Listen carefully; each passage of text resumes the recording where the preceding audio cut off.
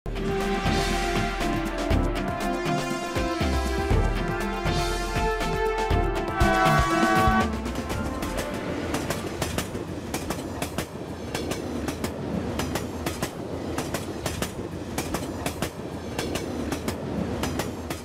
বিরুদ্ধে আন্দোলন সংগ্রামের শহীদী মিছিলে জড়ো হয়েছিল যারা, বিজয়ের পর সেই মিছিল বিভক্ত।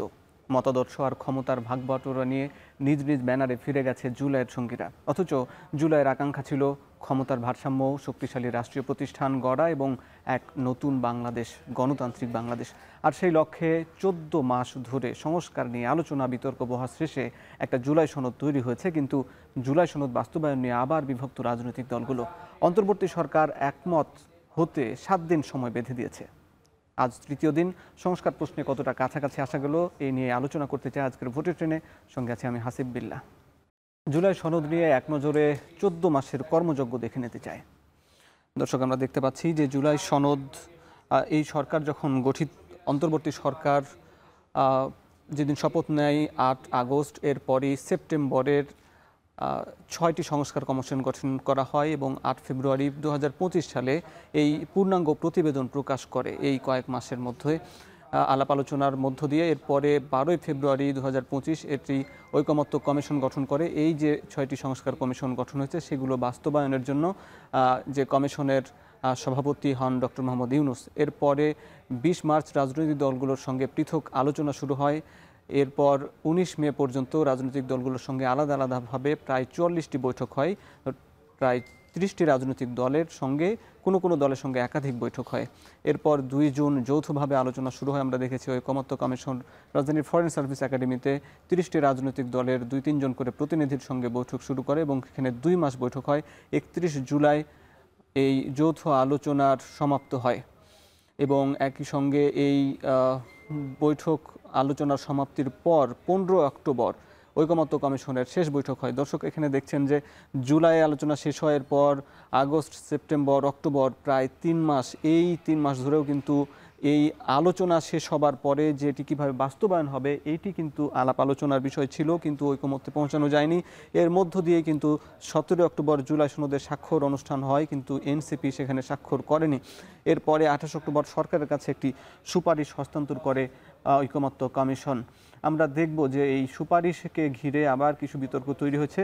কি বিতর্ক রয়েছে, কি সংকট তৈরি হয়েছে, সেখানে দেখা যাচ্ছে জুলাই সনদ আদেশ জারি এবং এই আদেশটা কে জারি করবে, রাষ্ট্রপতি নাকি প্রধান উপদেষ্টা, এটি নিয়ে বিতর্ক আছে জুলাই সনদে ভিন্নমত, সেই ভিন্নমতগুলো সহ গণভোট হবে নাকি ছাড়া গণভোট হবে, এ নিয়ে কিন্তু বিতর্ক রয়ে গেছে। এছাড়া গণভোটের সময় কবে হবে, নির্বাচনের দিন নাকি নির্বাচনের আগে, এছাড়া সংবিধান সংস্কার পরিষদের ক্ষমতা কি হবে, সংবিধান সংস্কার পরিষদ 270 দিনের মধ্যে যে বাধ্যবাধকতা রয়েছে তারা এটি বাস্তবায়ন করবে নাকি সংস্কার এই স্বয়ংক্রিয়ভাবে যদি বাস্তবায়ন না করতে পারে তাহলে স্বয়ংক্রিয়ভাবে বাস্তবায়ন হয়ে যাবে, এ নিয়ে কিন্তু বিতর্ক রয়েছে। দর্শক, দেখছেন ভোটের ট্রেন। দর্শক, 7 দিনের আলটিমেটাম নিয়ে আলোচনা করতে চাই। আমাদের সঙ্গে আজ এ বিষয়ে আলোচনা করতে স্টুডিওতে আছেন জাতীয় নাগরিক পার্টি এনসিপির কেন্দ্রীয় যুগ্ম মুখ্য সমন্বয়ক অ্যাডভোকেট শাকিল আহমদ এবং একই সঙ্গে বিজয়নগর থেকে সরাসরি যুক্ত হচ্ছেন রাষ্ট্র সংস্কার আন্দোলনের প্রধান সমন্বয়ক হাসনাত কায়ুম। আপনাদের দুজনকে স্বাগত। আমি শুরুতেই হাসনাত কায়ুম ভাইয়ের কাছে একটু জানতে চাই যে জুলাই ঐকমত্য কমিশনের যে বৈঠক শেষ হয়েছে জুলাই মাসে, এরপরে প্রায় আগস্ট, সেপ্টেম্বর, অক্টোবর 3 মাস ধরে এটির বাস্তবায়ন প্রক্রিয়া নিয়ে আলাপ আলোচনা হলো, কিন্তু কোনো ঐকমত্যে পৌঁছানো যায়নি। শেষ পর্যন্ত ঐকমত্য কমিশন সরকারকে যে একটা সুপারিশ দিল সেটাকে কেন্দ্র করে আবার নতুন করে বিতর্ক তৈরি হয়েছে। আসলে এরপর সরকার যে সময় বেঁধে দিল এই রাজনৈতিক দলগুলোকে 7 দিন, আজকে তৃতীয় দিন চলছে, কতটা রাজনৈতিক দলগুলো কতটা কাছাকাছি আসা গেল এই সংস্কার প্রশ্নে, আপনার কাছে জানতে চাই।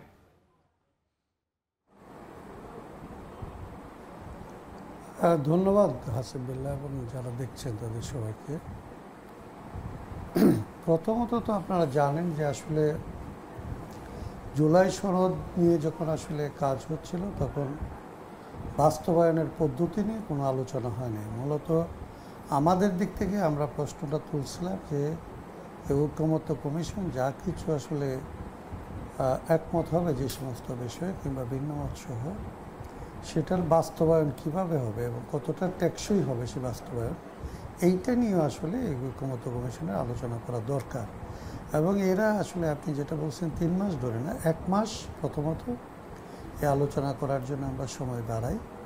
এবং এই এখানে কিন্তু ঐকমত্য কমিশন বলে দিয়েছিল নিজেদের মধ্যে আলাপ আলোচনা করতে, কিন্তু বিভিন্ন ধাপে আসলে প্রায় সময়টা প্রায় মোটা দাগে প্রায় 3 মাস হয়ে যাচ্ছে কিন্তু বৈঠকের পর। আচ্ছা, যেটাই হোক, আমরা ধরেন কতগুলো জায়গায় ঐকমত্যে আসছিলাম। আমরা শেষ পর্যন্ত বাস্তবায়ন পদ্ধতি নিয়ে আমরা কতগুলো বিষয়ে সমস্ত রাজনৈতিক দল মোটা দাগে একমত হয়েছিল। এর একটা হচ্ছে যে জুলাই সনদ বাস্তবায়নের জন্য একটা আইনি ভিত্তি লাগবে। এটা অধ্যাদেশ হবে নাকি এটা আদেশ হবে, এগুলি নিয়ে এক ধরনের কথাবার্তা ভিন্নমত ছিল। কিন্তু একটা বিষয়ে ঐকমত ছিল যে একটা আইনি কাভার লাগবে, কোনো একটা আইন লাগবে। দ্বিতীয়ত হচ্ছিল যে এইগুলির জন্যে আসলে একটা গণভোট লাগবে। গণভোটটার যে তারিখ নিয়ে ভিন্নমত ছিল, কিন্তু গণভোট যে লাগবে এ বিষয়ে আমরা সবাই একমত ছিলাম। তারপরে আমরা একটা বিষয়ে একমত হইতে পারছিলাম যে আসলে আগামী যে সংসদ হবে বা আগামীতে যারা গণপ্রতিনিধি হয়ে আসবে তাদের 2টা ক্ষমতা থাকবে। তারা একটা কনস্টিটিউয়েন্ট পাওয়ার কিংবা আসলে গাঠনিক ক্ষমতা নিয়ে তারা সংবিধানের পরিবর্তন সংযোজন এটা করতে পারবে, মানে সংস্কার করতে পারবে। আরেকটা হচ্ছে যে তারা সরকার গঠন এবং আইন প্রণয়ন মানে পার্লামেন্টারি পাওয়ারটা এক্সারসাইজ করবে। তারা একসাথে কনস্টিটিউয়েন্ট অ্যাসেম্বলির পাওয়ার, আরেকটা হচ্ছে যে লেজিসলেটিভ অ্যাসেম্বলির পাওয়ার বা পার্লামেন্টারি পাওয়ার, এই 2টা আগামী প্রতিনিধিরা ভোগ করবেন। এবং এই কনস্টিটিউয়েন্ট পাওয়ার যখন আসলে ভোগ করবেন, এটা রিফর্ম অ্যাসেম্বলি হোক বা নাম নিয়ে কোনো একমত হওয়া যায় না, কিন্তু একটা বলা ছিল যে এইটার একটা টাইম লিমিট করা দরকার ছিল। কেউ বলছিল প্রথম অধিবেশনে এটা হয়ে যাক, কেউ বলছিল আসলে এটা হওয়ার পরে হোক। কিন্তু এই বিষয়গুলিতে একমত ছিলাম যে এই আগামী প্রতিনিধিদের কাছে আসলে সংবিধান পরিবর্তনের একটা ক্ষমতা থাকবে। ওই পর্যন্ত যত দূর বিষয়ে আমরা আসলে জুলাই সনদের ভেতরে ঐকমত্যে আসতে পারছি। তো জুলাই সনদের একটা ক্যারেক্টারিস্টিক্স হচ্ছে জুলাই সনদের মধ্যে কিছু জায়গায় সর্বসম্মতভাবে আমরা একমত হয়েছি, কিছু বিষয়ের মধ্যে 3 রকমের মতামতকে নোট অফ ডিসেন্ট হিসেবে বলা হয়েছে। একটা ছিল নোট অফ ডিসেন্ট বলতে আমরা মনে করি যে আমরা বললাম যে এই যে সিদ্ধান্ত আপনারা নিছেন এটার সাথে আমরা একমত না, কিন্তু সবাই যদি একমত হয় তাহলে ঠিক আছে, এটা আমাদের ভিন্নমত সহ এটা বাস্তবায়ন হইতে পারে। এইটা একটা এক ধরনের ব্যাপার ছিল। যারা বলছে যে এইটা অপোজ করছে, যারা এটাকে মানে কোনো নোট অফ ডিসেন্ট না, তারা অপোজিশনে যারাইছে, তারা বলছে যে এটা করা যাবে না। যেমন ধরেন মূলনীতির প্রশ্নে এখানকার বামপন্থী সংগঠনগুলি তারা বলছে যে এটা কোনোভাবে এগুলিতে হাত দেওয়া যাবে না, এইটাকে নোট অফ ডিসেন্ট বলা যাবে না, এটা হচ্ছে তাদের ভিন্ন মত। আরেকটা হচ্ছে অল্টারনেটিভ প্রপোজাল নিয়ে আসছে। ধরেন চিফ জাস্টিস কিভাবে হবে, বলা ছিল যে সিনিয়রিটির বেসিসে যিনি আসলে সিনিয়র মোস্ট তিনি আসলে চিফ জাস্টিস হবে। বিএনপি বলছে না এটা ঠিক আছে, কিন্তু আসলে এই সিনিয়র মোস্টদের 2 জনের মধ্যে কোনো একজনকে মানে রাষ্ট্রপতি বা প্রধান মানে কমিশন 2 জনের মধ্যে থেকে একজনকে নেবে। তাদের একটা অল্টারনেটিভ প্রপোজাল আছে। তো এই সবগুলো জিনিসকে নোট অফ ডিসেন্ট বলা হয়েছে। এইটাকে আমি বলছিলাম যে এগুলি রিজলভ করার আগে 2টা জিনিস লাগবে, যে নোট অফ ডিসেন্ট কীভাবে রিজলভ হবে এবং এই যে নোট অফ ডিসেন্টের আসলে ক্যারেক্টারের মধ্যে পার্থক্য আছে সেগুলির ব্যাপারে আসলে একটা স্পষ্ট ডেফিনেশনের দিক থেকে ক্লারিফিকেশন লাগবে। শেষ দিনে আলাপগুলি হয়েছিল, এগুলি কিছু হয় নাই। কিন্তু যেটা হয়েছে যে সরকারের কাছে যখন আসলে ঐকমত্য কমিশন প্রস্তাব দিছে, তখন দেখা যাবে যে সাইন ডকুমেন্ট থেকে সাইন ডকুমেন্টের মধ্যে যে ভিন্নমত সহ প্রস্তাবগুলি আসছে, মানে 3 রকমের যেটা বললাম, তো সেই ডকুমেন্টটা কিভাবে বাস্তবায়ন হবে, গণভোটের পরে এগুলি কি আসলে যখন একটা প্রস্তাব হয়েছে যে এগুলির বিল করা থাকবে অটোমেটিক হয়ে যাবে, অথবা এটা ধরে নেওয়া হবে যে আসলে গণভোটের ভেতর দিয়ে এগুলি পাস হয়ে গেছে, সংস্কার কমিশন কেবলমাত্র এটাগুলিকে ইনকর্পোরেটেড করবে, তাদের একটা আইনের ভাষায় এটাকে হয়তো রূপান্তরিত করবে। আবার যেগুলিতে বিল আকারে করা ছিল এগুলি হয়তো ছোটোখাটো ত্রুটি বিচ্যুতি থাকলে সেগুলি পরিবর্তন করে করবে। তার মানে এইটা একটা প্রস্তাব যেখানে ভিন্নমতের সমাধানের জায়গাটাকে নাই করে দিয়ে বলা হয়েছে যে এটা গণভোটের ভেতর দিয়ে ধরে নিতে হবে যে এখানে আর কোনো ভিন্নমত রইল না। এইটা একটা নতুন বিতর্ক তৈরি করছে। যারা ভিন্নমত দিচ্ছিলেন তারা আসলে এইটার পরে প্রথমত যাদের কাছ থেকে আশা করা হয়েছিল যে গণভোটের তারিখের কি হবে এটার একটা সমাধান তারা দেবে, আদেশ না অধ্যাদেশ এটার একটা সমাধান তারা দেবে, এবং এই সমস্ত ভিন্নমত কিভাবে বাস্তবায়িত হবে সেইগুলি যে বলা আছে তার প্রেক্ষিতে গণভোটের প্রশ্নটা কীরকম হবে এইটার তারা একটা ফয়সালা করবে। সেইগুলি তারা ফয়সালা না করে এখানে আরেকটা 3টা বিরোধের সাথে আরেকটা বিরোধ যুক্ত করেছে। সেইটা করার পরে যখন আসলে রাজনৈতিক দলগুলির মধ্যে এটা নিয়ে এক ধরনের উদ্বেগ আশঙ্কা তৈরি হয়েছে, সরকারের দিক থেকে আমরা শুনছিলাম যে সরকার একটা প্রেস কনফারেন্স করে এগুলি আসলে রিজলভ করার একটা পরামর্শ তারা দেবে অথবা একটা কিছু বলবে। পরবর্তীতে দেখা গেল যে সরকার এখানে এসে তাদের দায় দায়িত্ব যেটা ছিল এক ধরনের অভিমানী একটা অবস্থান নিয়ে বলল যে আপনারা আন্দোলন করছেন, আপনারা এগুলি করছেন, এতদিন পারেন নাই, রাজনৈতিক দলগুলি আগামী 7 দিনের মধ্যে নিজেদের মধ্যে আলাপ আলোচনা করে এগুলি হয় সমাধান করবেন, আমাদেরকে ঐক্যবদ্ধভাবে পরামর্শ দেবেন, না হয় আমাদের যা করার আমরা করব। জি, এইগুলি হচ্ছে এখন আরেকটা নতুন নতুন বিতর্ক। আপনার সঙ্গে এই বিতর্কের সমাধানগুলো কি, এটা নিয়ে আপনারা কাজ করছেন, আমি একটু শুনবো আপনার কাছে। এখানে আছেন এনসিপি নেতা শাকিল আহমেদ, আপনার কাছে একটু জানতে চাই, এই যে কাইয়ুম ভাই যেটি বললেন যে এই যে আপনারা যখন জুলাই সনদে স্বাক্ষর করেননি 17 অক্টোবর, সেই জুলাই সনদে নোট অফ ডিসেন্ট সহ জুলাই সনদ ছিল, অর্থাৎ রাজনৈতিক দলগুলো যেসব বিষয়ে আপত্তি জানিয়ে রেখেছিল সেগুলো উল্লেখ ছিল, কিন্তু যখন ঐকমত্য কমিশন যেটা সরকারকে সুপারিশ করলো সেখানে নোট অফ ডিসেন্ট রাখা হয়নি। তো এইটা কি আসলে এনসিপির এই চাপে বা এনসিপির দাবি দেওয়ার কারণেই সরকার এমন একটা সিদ্ধান্ত নিয়েছে যার কারণে কি এরকম নতুন বিতর্ক তৈরি হয়েছে, কি বলবেন? জি, ধন্যবাদ আপনাকে। প্রথম কথা হচ্ছে যে এনসিপি যে স্বাক্ষর করেনি তার কিন্তু মূল কথা ছিল যে জুলাই সনদের বাস্তবায়ন প্রক্রিয়া কিংবা আইনগত ভিত্তি কী হবে সেটি স্পষ্ট করে বলা ছিল না। একই সঙ্গে এটা বাস্তবায়ন যদি সিস্টেম না দেওয়া থাকে তাহলে এই জুলাই সনদটা কাগজে সনদ হবে, যেমনটি জুলাই ঘোষণাপত্র হয়েছে। এই জন্য এনসিপি সেই দাবিটা করেই কিন্তু স্বাক্ষর করেনি। অথচ এনসিপি সহ যারা এই ফ্যাসিবাদ বিরোধী আন্দোলনে ছিল ওই দিন উচিত ছিল সবাই সেলিব্রেট করা, যেটা আমাদের চমৎকার একটি সনদ হচ্ছে, এটি আমাদের রাষ্ট্রকে নতুন একটা পথে নিয়ে যাবে। কিন্তু আমরা দেখেছি যে সেই আইনগত ভিত্তি কিংবা আইনগত অবস্থানটা ঠিক না থাকার কারণে কিন্তু এই এনসিপি সেখানে যায়নি। দ্বিতীয় বিষয়টি হচ্ছে যে এনসিপির দাবি দেওয়ার কারণে সরকার করেছে কিনা সেটির চেয়ে বড় হচ্ছে এনসিপি যে দাবিটা করেছে সেটি যৌক্তিক এবং জনগণের দাবি কিনা, এবং বাংলাদেশের এন্টায়ার রাষ্ট্রের জনগণের যেই কল্যাণ নিশ্চিত করা, একই সঙ্গে জুলাই অভ্যুত্থানে যারা অংশগ্রহণ করেছে, এই আন্দোলনে যারা শহীদ হয়েছে, আহত হয়েছে, তাদের প্রোটেকশন, তাদের রাইটস, তাদের লাইবিলিটিসটা নিশ্চিত করছে কিনা, সেটা কি নিশ্চিত করছে, কিভাবে নিশ্চিত করছে সেটি এটা প্রশ্ন থাকতে পারে। এখন বিষয়টা হচ্ছে যে সরকার শুধুমাত্র যে এনসিপির জন্য করেছে বিষয়টি এরকম না। আমি মনে করি এনসিপির পরেও কিন্তু যারা স্বাক্ষর করেছে এরকম অনেক দল বলেছে যে জুলাই সনদটা বাস্তবায়ন হতে হবে, এটা আইনগত ভিত্তি দিতে হবে, তা না হলে আমরা স্বাক্ষর উজ্জ্ব করে নিব, এরকম অনেক কথাবার্তা বিভিন্নজন বলেছে।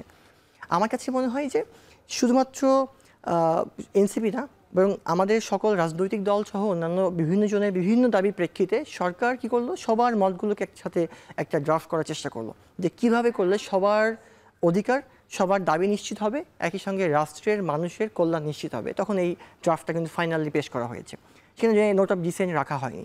এখন দেখেন, নোট অফ ডিসেন্ট রাখা না রাখার চাইতে মানে খুব বেশি গুরুত্বপূর্ণ না বলে আমি মনে করি।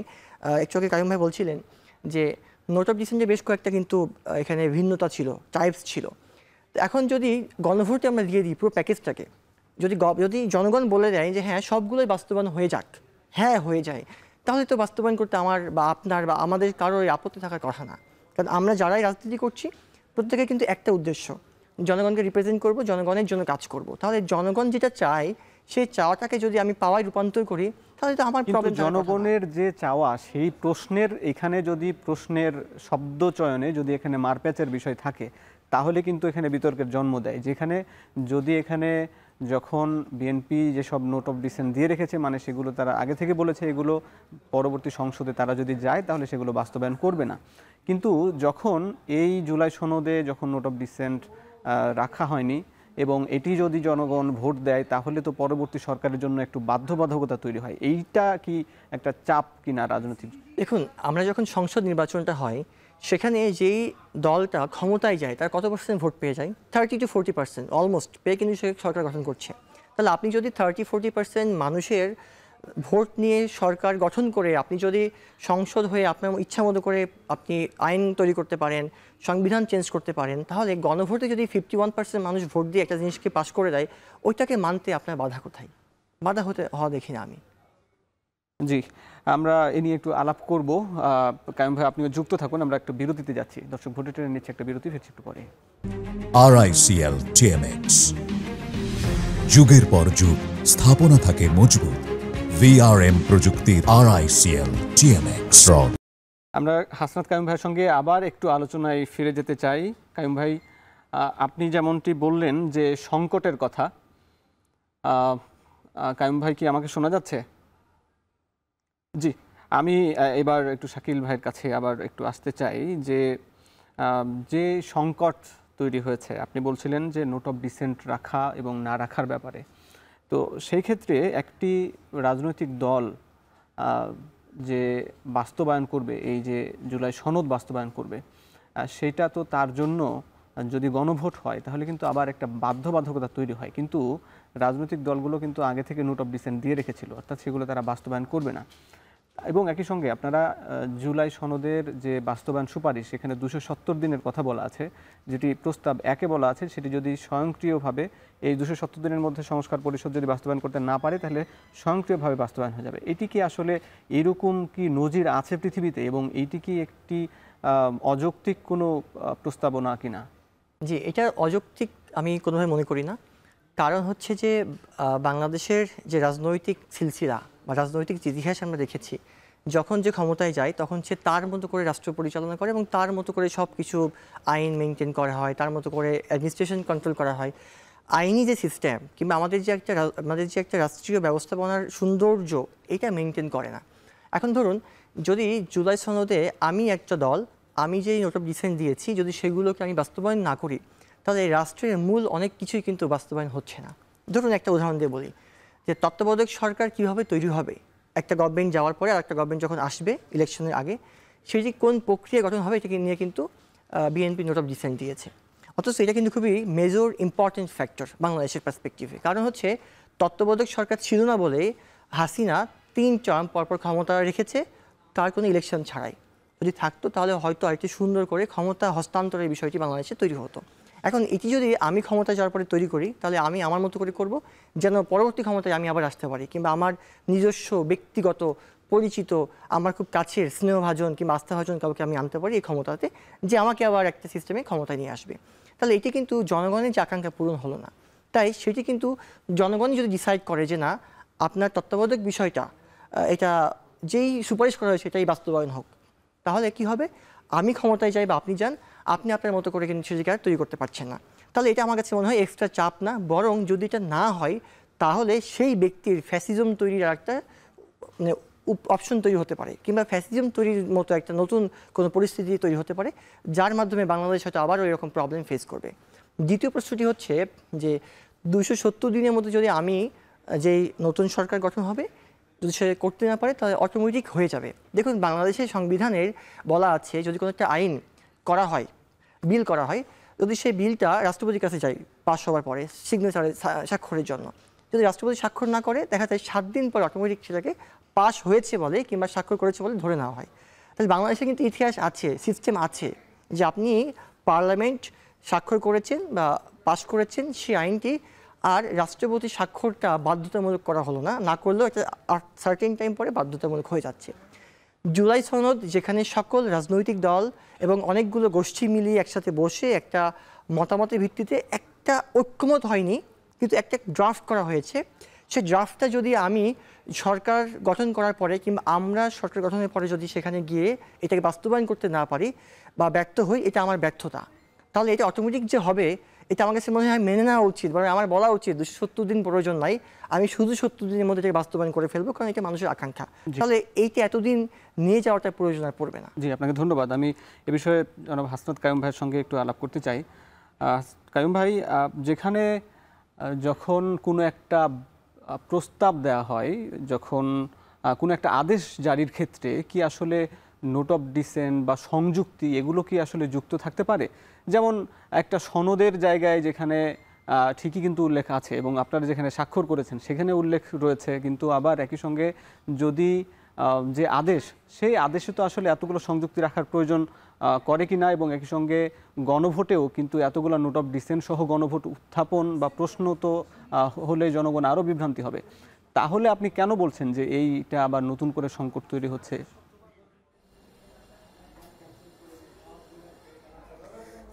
দেখুন, এটা দুইটা ব্যাপার। এক হচ্ছে যেমন আমার অনেকগুলো চাওয়া থাকতে পারে, এনসিপির অনেকগুলো চাওয়া থাকতে পারে। আমরা তো ধরেন যে কয়টা বিষয়ে সংস্কার হচ্ছে এইটুকুই তো আমার চাওয়া না, আমার চাওয়া তো ছিল এর চেয়ে অনেক বেশি।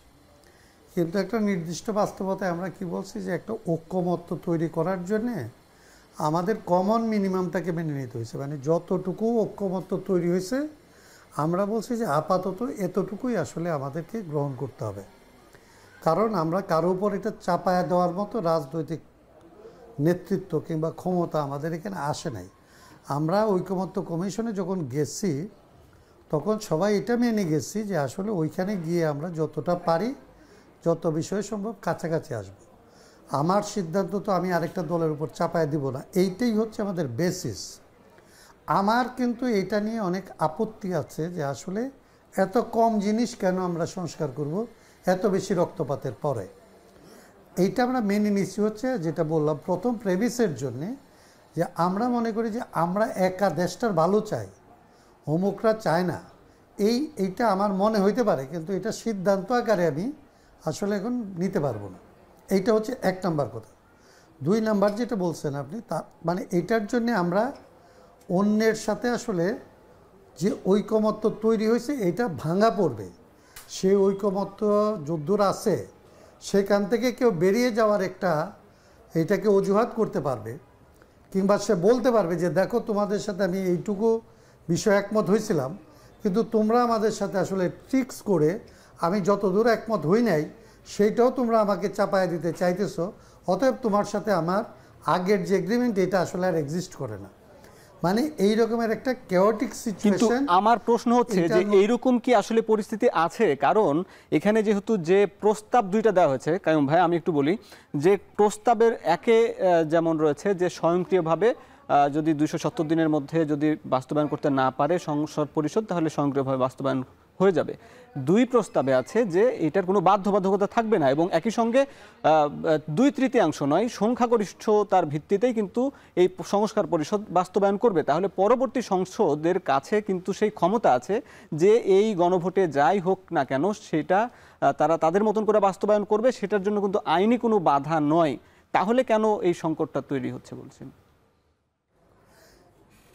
না, সরকার তো এখন কোনটা করবে, প্রথমত দুইটা প্রস্তাব আছে তো, এবং সরকারের সম্পর্কে তো রাজনৈতিক মহলে এক ধরনের একটা মানে আপনার পুরোটা আস্থা তো আর থাকে নাই। এইটা হচ্ছে এক। দুই নাম্বার প্রস্তাবে তো তত সমস্যা নেই, কিন্তু যেটা সমস্যা আমি যেটা আবারও বললাম যে আপনি এই গণভোটের প্রসঙ্গটাকে ধরেন, এর চাইতে খুব সহজ ব্যাপার ছিল গণভোটে কেন আমরা এটাকে পাস করছি। গণভোটের প্রশ্ন তো এইটুকু হইলে হয় যে আপনি আগামী সংসদ মানে নির্বাচিত প্রতিনিধিদের আপনি দুইটা ক্ষমতা দিতেছেন কিনা, এবং এরা এই যে সনদ যেটা বাস্তবায়ন হয়েছে সেইটা তারা বাস্তবায়ন করার জন্য বাধ্য থাকবো কিনা। জি, এইটুকু প্রশ্ন থাকলে তো আপনার কোনো কিছু ওই রকম আপনার লাগে না। কিন্তু আপনি যখন প্রশ্নটাকে এমনভাবে করেন যেটার মধ্যে অন্যেরা মনে করে যে আপনি তাকে যদ্দূর সে রাজি হয়েছিল তার চাইতে বেশি জায়গার মধ্যে আপনি ট্রিক্স করে তাকে বাধ্য করতেছেন, তখন হচ্ছে আপনার এগ্রিমেন্টের যে বেসিস সে বেসিসটা আসলে শ্যাটার্ড হয়ে পড়ে। জি, আমরা এটা হচ্ছে আমাদের জন্য সংকট। জি, বুঝতে পেরেছি। একটা ঐকমত। আমি একটু আপনার কাছে সব শেষ জানতে চাই, আমাদের সময় কম, যেখানে আপনি রাজনৈতিক দলগুলোর সঙ্গে রাষ্ট্র সংস্কার আন্দোলন, গণতন্ত্র মঞ্চ বৈঠক করছে ধারাবাহিক। আপনাদের মতামত কি শেষ পর্যন্ত? যে প্রশ্নটা শুরুতে করেছিলাম যে কাছাকাছি কতটা আসা যাচ্ছে, কোন প্রশ্নে আসলে একমত হওয়া যাবে,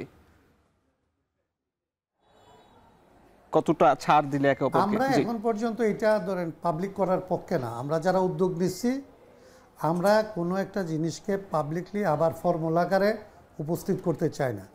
ওইখানে আমরা মোটামুটিভাবে অনেকগুলো বিষয় আলাপ করছি এবং আমরা সিদ্ধান্ত নিছি অন্যান্য রাজনৈতিক দলের সাথেও আমরা আলাপ করব।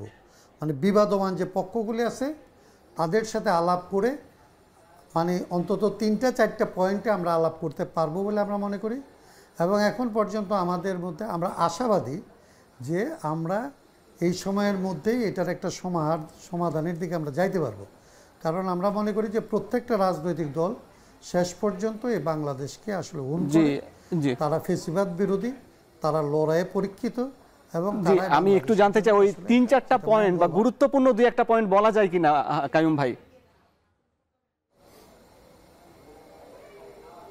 না, আমরা যেমন ধরেন আমাদের তো আজকে সকালে দুপুরে প্রেস কনফারেন্স করছি, সেইখানেও আমরা এই জিনিসগুলো বলি নাই। জি, যদিও আমাদের আলাদা স্ট্যান্ড আছে, প্রত্যেকটা দলের বিভিন্ন রকম স্ট্যান্ড আছে, কিন্তু আমরা যেহেতু একটা মিনিমাইজ করার প্রস্তাব নিয়ে আগাইতেছি, জি, অতএব আমরা যেন আমাদের এই প্রস্তাবটা যেন আরেকটা তৃতীয় চতুর্থ মতামত না হয়, সেই ব্যাপারে আমরা একটু সতর্ক। জি নিশ্চয়ই, আপনাকে অনেক ধন্যবাদ, আপনি যুক্ত ছিলেন। শাকিল ভাই, আপনার কাছে বিরতির পরে আলাপ করব। দর্শক, ভোটে টেনে নিচ্ছি একটা বিরতি, ফিরছি একটু পরে।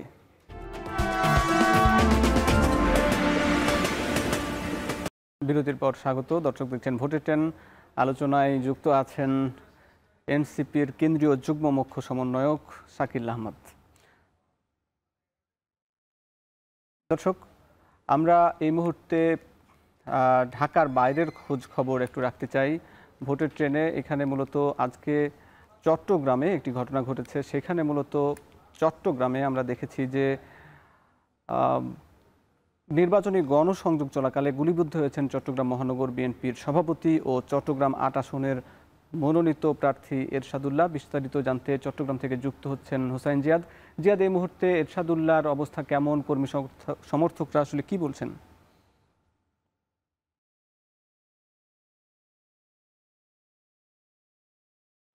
হাসিব, মূলত তিনি পায়ে গুলিবিদ্ধ হয়েছেন। আজকে বায়েজিদের চালিতাতলী যে এলাকা, সেই এলাকাটিতে তিনি গণসংযোগ শুরু করছিলেন এবং আসরের নামাজের ঠিক পরপর তিনি একটি মসজিদ থেকে বেরোন এবং সেখানেই এই গোলাগুলির ঘটনাটি ঘটে। এখন তিনি গুলিবিদ্ধ হয়ে চট্টগ্রামের যে এভার কেয়ার হাসপাতাল আছে সেখানে তিনি চিকিৎসাধীন আছেন। তার সাথে আরও দুজন গুলিবিদ্ধ হয়েছেন একই স্থানে। একজন সরওয়ার হোসেন বাবলা, তিনি নিহত হয়েছেন বলে তার পরিবারের পক্ষ থেকে দাবি করা হয়েছে, কিন্তু আমরা যদিও পুলিশের পক্ষ থেকে এখনও আনুষ্ঠানিক কোনো বিবৃতি পাইনি। তিনি সেই এলাকায় একটি গ্রুপের নেতৃস্থানীয় ছিলেন এবং তার সাথে আরও একজন গুলিবিদ্ধ হয়েছেন। তবে এরশাদুল্লাহ পায়ে গুলিবিদ্ধ হয়ে চিকিৎসাধীন। এর মধ্যেই আপনি নিশ্চয়ই দেখছেন যে যেহেতু তিনি একাধারে মনোনীত প্রার্থী চট্টগ্রাম 8 আসনের, এর আগেও তিনি নির্বাচন করেছেন। একাধারে তিনি চট্টগ্রাম বিএনপির মহানগর বিএনপির আহ্বায়ক এবং বিজিএমই এর একজন পরিচালকও। তিনি একজন ব্যবসায়ী এবং সজ্জন রাজনীতিবিদ হিসাবে তার পরিচয় রয়েছে চট্টগ্রামে। এবং এই ঘটনায় আসলে চট্টগ্রামের যারা বিএনপি নেতাকর্মী রয়েছেন, যারা স্থানীয় মানুষ রয়েছেন, তারা আসলে এক ধরনের আতঙ্ক তৈরি হয়েছে। তারা হতবাক হয়েছেন এই ঘটনার পর, কারণ একজন সজ্জন রাজনীতিবিদ হিসাবে তার পরিচয়। এবং এই ধরনের একটি ঘটনা নতুন একটি অধ্যায়ের আসলে ইঙ্গিত দিচ্ছে। বিশেষ করে রাজনৈতিক মাঠে যখন মনোনয়ন ঘোষণার পর আসলে প্রার্থীরা শক্তভাবে মাঠে নামার প্রস্তুতি নিচ্ছিলেন। বিশেষ করে আজকেই ঢাকা থেকে চট্টগ্রামের অনেক নেতাকর্মী গতকাল এবং আজকে হুম্মাম কাদের চৌধুরী, মীর হেলাল, আমিন খসরু মাহমুদ চৌধুরী সবাই মোটামুটি চট্টগ্রামে এসে পৌঁছেছেন এবং তারা তাদের নিজ নিজ নির্বাচনী এলাকাগুলোতে যাচ্ছিলেন এবং সভা সমাবেশ, বিভিন্ন পীর আউলিয়ার মাজার জিয়ারত থেকে শুরু করে বিভিন্ন জায়গায় তারা সংযোগ শুরু করছিলেন। ঠিক সেই মুহূর্তে আসলে নির্বাচনের মাঠে যখন উৎসবমুখর পরিবেশ তৈরি হচ্ছিল, সেই সময় এই ধরনের একটি ঘটনা, যেটি আইনশৃঙ্খলা পরিস্থিতির অবনতির ইঙ্গিত করে এবং এই ধরনের একটি ঘটনাকে অনেক নেতাকর্মী বলছিলেন যে এই সময়ে নির্বাচন বানচালের ষড়যন্ত্র কিনা সেটি তারা আশঙ্কা করছেন। একই সাথে যিনি গুলিবিদ্ধ হয়ে মারা যাওয়ার কথা আমরা তার পরিবারের পক্ষ থেকে বলা হচ্ছে, সরওয়ার হোসেন বাবলা, তিনি তার ওই এলাকায় বেশ কয়েকটি গ্রুপ আসলে সক্রিয় রয়েছে। তাদের মধ্যে এক ধরনের নিয়ন্ত্রণ নেওয়া নিয়ে এক ধরনের আধিপত্য বিস্তার নিয়ে বিভিন্ন সময় ঘটনা ঘটে। সেটিও কিনা সেটি নিশ্চয়ই তদন্তে বেরিয়ে আসবে। তবে সবাই এক বাক্যে বলছেন নির্বাচনের সময় এই ধরনের ঘটনা একটি অশনি সংকেত এবং আইনশৃঙ্খলা বাহিনীকে শক্ত পদক্ষেপ নেওয়ার দাবি তুলছেন নেতাকর্মীরা। ধন্যবাদ হুসাইন জিয়াদ। চট্টগ্রাম থেকে যুক্ত হয়েছিলেন আমাদের সহকর্মী। আমরা এ নিয়ে গেস্টের আমাদের এনসিপি নেতার সঙ্গে আলাপ করব। তার আগে আমরা একটু দেখে নিতে চাই যে আমরা যে বিষয় নিয়ে আলাপ করছিলাম, যে 7 দিনের আলটিমেটাম সরকারের, এই নিয়ে প্রান্তিক মানুষের মতামত, সেটি জানাতে মেহেরপুর থেকে যুক্ত হয়েছেন, মেহেরপুরের মানুষের কথা শুনেছেন সহকর্মী মুজাহিদ আল মুন্না। জুলাই সনদ বাস্তবায়নে সরকারের বেঁধে দেওয়া 7 দিনের মধ্যে 3 দিন ইতিমধ্যে শেষ হয়েছে, কিন্তু সনদ বাস্তবায়নে সকল রাজনৈতিক দলের ঐক্যমতে পৌঁছানোর স্পষ্ট কোনো ইঙ্গিত পাওয়া যায়নি। তাই দেশের মানুষ ভাবছে স্বল্প সময়ে সত্যিই কি সনদ বাস্তবায়নের পথ খুলবে? চলুন সাধারণ মানুষ কি ভাবছে শুনি তাদের মুখেই। বাংলাদেশের বর্তমান রাজনৈতিক পরিবেশে সকল রাজনৈতিক দল যদি একটু একটু করে ছাড় দিয়ে জুলাই সনদ বাস্তবায়ন করে একটা সুন্দর নির্বাচনের দিকে আগায়, তাহলে সুন্দর বাংলাদেশ গড়া সম্ভব। এই 7 দিনের মধ্যে এই যে একটা সমাধান, এর সমাধান জনগণের স্বার্থে, দেশের স্বার্থে যদি এই রাজনৈতিক সকল দল একটা সমঝোতায় চেষ্টা করে তাহলে সম্ভব। আমরা সাধারণ খেটে খাওয়া মানুষ, আমরা দেশের অস্থিতিশীল পরিবেশ চাই না, আমরা চাই সুষ্ঠু পরিবেশ, সুষ্ঠু সমাজ, এবং অস্থিতিশীল পরিবেশের মধ্যে দিয়ে কোনো অসাধু ব্যক্তি যাতে নির্বাচিত না হয়। আমরা চাই যে একটা সঠিক ব্যক্তি নির্বাচনের মধ্য দিয়ে নির্বাচিত হোক, তাতে দেশ ও জাতি সকলে ভালো থাকবে। যে কোনো সিদ্ধান্ত তাড়াহুড়া করে না নেওয়াই ভালো। হ্যাঁ, সব কিছু মত ভেদাভেদের কারণে আমাদের দেশ পিছায় আছে, কিন্তু যে কোনো সিদ্ধান্ত নেওয়ার আগে একটু ভেবেচিন্তে নেওয়া ভালো। রাজনীতিতে ঐক্যমত মানে শুধুই কাগজে স্বাক্ষর নয়, বরং মানসিক প্রশান্তি ও আস্থার জায়গা তৈরি করা। এখন প্রশ্ন, অবশিষ্ট 4 দিনে কি সেই আস্থা গড়ে উঠবে? জাতীয় নাগরিক পার্টির কেন্দ্রীয় যুগ্ম মুখ্য সমন্বয়ক অ্যাডভোকেট শাকিল আহমেদ উপস্থিত আছেন।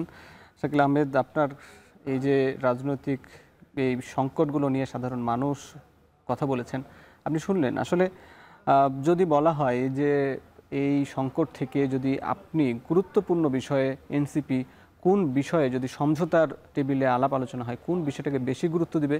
বিশেষ করে এখানে উচ্চকক্ষ পিআর আছে, সাংবিধানিক প্রতিষ্ঠানগুলোতে নিয়োগের কমিটি আছে, যেগুলো মূলত হাসনাত কাইম ভাই বলার চেষ্টা করলেন কিন্তু শেষ পর্যন্ত উনি স্পষ্ট করলেন না। তো এনসিপি কোন বিষয়ে বেশি জোর দাবি জানাবে এবং সমঝোতার টেবিলে? যে খুব মজার কথা হচ্ছে যে যেটা দেখছিলাম একটু আগে জনগণের মতামত, এটি আমার নিজ জেলা মেহেরপুরের মতামত আর কি। সারা বাংলাদেশের জনগণ একই কথা বলতে চাই যে রাজনৈতিক বোঝাপড়া ঠিকঠাক না হলে এই রাষ্ট্রের ভাগ্যের কালো মেঘ ঘনিয়ে আসবে। দেখেন, আমরা এনসিপি থেকে একটা কথা বারবার বলেছি যে জুলাই সনদের যে বাস্তবায়নটা, এটা যেন জনগণের জন্য হয়। একই সঙ্গে আমরা কি চেয়েছি? আমরা চেয়েছিলাম আমাদের রাষ্ট্রের যে শাসন ব্যবস্থার সিস্টেমটা, এটা পরিবর্তন হোক। আমরা শুধুমাত্র শাসক পরিবর্তন হোক এটা আমরা চাইনি, আমরা চাই সিস্টেম পরিবর্তন হোক। অর্থাৎ সিস্টেম যদি পরিবর্তনটা না হয় তাহলে সেখানে যেই আসুক না কেন সেই ফ্যাসিবাদ তৈরি করবে। এই সিস্টেমটা যদি পরিবর্তন একবার হয়ে যায় কিংবা না করতে পারি এবার, তাহলে বাংলাদেশে আর কবে হবে এই প্রশ্নের বিষয়। কেন আপনারা মনে করছেন এবার না হলে পরে সম্ভব নয়? কেন এর অন্য অতিথিরাও মনে করছেন যে তারা অনেক বিষয়ে ছাড় দিয়েছেন, যে এইবারই যে বাস্তবায়ন করতে হবে বিষয়টা কেন এবার জোর দিয়ে বলছেন? দেখুন, গত 53 বছরে বাংলাদেশে যদি আমরা তাকাই, 1971 সালের পর থেকে কিন্তু বাংলাদেশে বেশ কিছু বছর ছিল সেখানে সামরিক শাসন ছিল। এরপরে বাংলাদেশে এসেছিল 91 সালে এসে নির্বাচন হলো। তারপরেও কিন্তু 3 জোটের রূপরেখাটা সেখানে এস্টাবলিশ হয়নি কিংবা এক্সিকিউট হয়নি। এরপরে আবার আওয়ামী লীগ আসলো, এরপর আবার বিএনপি আসলো, এরপর আবার 11 আসলো, এরপর আওয়ামী লীগ এসে কিন্তু লম্বা টাইম বাংলাদেশে ছিল। বাংলাদেশের ইতিহাসে এই অভ্যুত্থান আর কখনো হয়নি। এবং পৃথিবীর ইতিহাস যদি আমরা দেখি তাহলে 24-এ যে অভ্যুত্থান হয়েছে, নিরস্ত্র মানুষরা এবং এতগুলো মানুষ মারা গিয়েছে, পৃথিবীর ইতিহাসে খুব বিরল। তাহলে এতগুলো মানুষ যে রক্ত দিয়েছে তাদের কি চাওয়া ছিল? বাংলাদেশের সিস্টেম পরিবর্তন হোক এবং রাষ্ট্রটা সুন্দরভাবে চলুক। এখানে যদি এবার আমরা করতে না পারি তাহলে খুব সহজে বা অনতিবিলম্বে আর কোনো গণঅভ্যুত্থান হবার পসিবিলিটিও নেই এবং যে শাসক আসবেন সে তার ক্ষমতা থাকতে চায়। কেনই বা গণঅভ্যুত্থানের মাধ্যমে এরকম পরিবর্তন লাগবে? কারণ যে শাসক আসবে তারাই যদি ফ্যাসিস্ট হয়, তাহলে জনগণ যেহেতু সংস্কারের পক্ষে, জনগণ ভালো শাসক চায়, ক্ষমতা কাঠামোর যে পরিবর্তন চায়, তাহলে এনসিপি যে প্রস্তাবনা দিচ্ছে, এনসিপি তার শাপলাকলি নিয়ে জনগণের কাছে যাচ্ছে, সেই ম্যান্ডেট নিয়ে তো এনসিপি সংসদে গিয়ে সংখ্যাগরিষ্ঠভাবে সে তার মতো করে সংবিধান পরিবর্তন করতেই পারে। করতে পারে কোনো সমস্যা নেই, কিন্তু সমস্যাটা হচ্ছে যদি এনসিপি ক্ষমতায় গিয়ে কালকে সব কিছু চেঞ্জ করে ফেলবে, এটাও কিন্তু অনেক কিছু করতে পারবে না চাইলেও। কারণ হচ্ছে আর্টিকেল 70 যে বারটা দিয়ে রেখেছে আমাদের সংবিধানের, একজন সংসদ তার দলের প্রধানের কথার বাইরে গিয়ে কোনো ভোট দিতে পারবে না। এখন ধরুন এনসিপির যে দায়িত্বে আছে, আজকে আমি যদি ক্ষমতায় কালকে প্রধানমন্ত্রী হয়ে যাই, আমারও যে মনের মধ্যে একটু খায়েশ জাগবে না যে আমি আরও অনেক বছর থাকতে চাই, তারও তো নিশ্চয়তা নেই। সুতরাং রাষ্ট্রের স্বার্থে কাউকে বিশ্বাস করে একবারে ক্ষমতা না দিয়ে বরং একটা বার দিলে কিংবা একটা আইনের কাঠামো দিলে ভালো হয়, রাষ্ট্রের জন্য ভালো হয়, এটি আমাদের চাওয়া। আমি সবশেষ একটা প্রশ্নের উত্তর জানবো, যেখানে মূলত আমরা দেখলাম চট্টগ্রামে বিএনপি মনোনীত প্রার্থীকে গুলি করা হয়েছে। আসলে এই নির্বাচনকে সামনে রেখে এই ধরনের গুলি করায় একজন প্রার্থীকে এভাবে সিরিয়াস অবস্থা, মারাত্মক গুরুতর অবস্থা, আসলে এটার কি বার্তা দেয় রাজনীতিতে, কি বলবো? দেখুন, শুধু চট্টগ্রাম নয়, আমার মেহেরপুরের গাংনী উপজেলা মেহেরপুর 2 আসনে গত পরশুদিন থেকে কিন্তু দুই পক্ষে ধাওয়া পাল্টা ধাওয়া হয়েছে। এবং গতকালকে বিএনপির যে দুটো গ্রুপ রয়েছে, বঞ্চিত এবং মনোনয়নপ্রাপ্ত, দুই গ্রুপই তাদের মানে কার্যালয় ভেঙে দিয়েছে। প্রায় 15 জনের বেশি আহত হয়েছে, লাঠিসোঁটা নিয়ে মারামারি হয়েছে, আমাদের পুরো এলাকা থমথমে বিরাজ করছে। চট্টগ্রামে আজকে গুলিবিদ্ধ হয়েছে। আমার কাছে মনে হয় যে এটি একটি অশনি সংকেত। আমরা তো ভেবেছিলাম 24 পরে আমাদের কোনো দল আর ক্ষমতার লোভে হানাহানি করবে না কিংবা রক্তপাত করবে না, সেটি শুরু করেছে। আমি মনে করি যে আগের তুলনায় বিএনপিতে অনেকটা কম, এটা সত্য। আমি মনে করি যে বিএনপি এটাকে কন্ট্রোল করবে। একই সঙ্গে ক্ষমতা নয় বরং জনগণের ক্ষমতাকে নিশ্চিত করার জন্য যদি আমি আমার ক্ষমতাকেও কমতি হয় মেনে নিই, জনগণ এবং দেশের জন্য ভালো হবে। নিজের চাইতে যদি রাষ্ট্রকে ভালোবাসি আমি, তাহলেই সম্ভব এটাকে ঠিক করা। আমি মনে করি আমি জিতি কিংবা আপনি জেতেন, যদি সর্বশেষ জয়টা জনগণের হয়, তাহলেই সম্ভব রাষ্ট্রকে ঠিক করা এবং হানাহানি বন্ধ করা, অন্যথায় সম্ভব না। জি, নিশ্চয়ই আপনাকে ধন্যবাদ। ব্যক্তি স্বার্থ কিংবা দলের স্বার্থের চাইতে রাষ্ট্রের স্বার্থকেই প্রাধান্য দেওয়া উচিত। আপনি যুক্ত ছিলেন। দর্শক, আপনারা যারা ভোটের ট্রেন দেখলেন সবাইকে ধন্যবাদ জানিয়ে শেষ করছি। দেখা হবে আগামী পর্বে।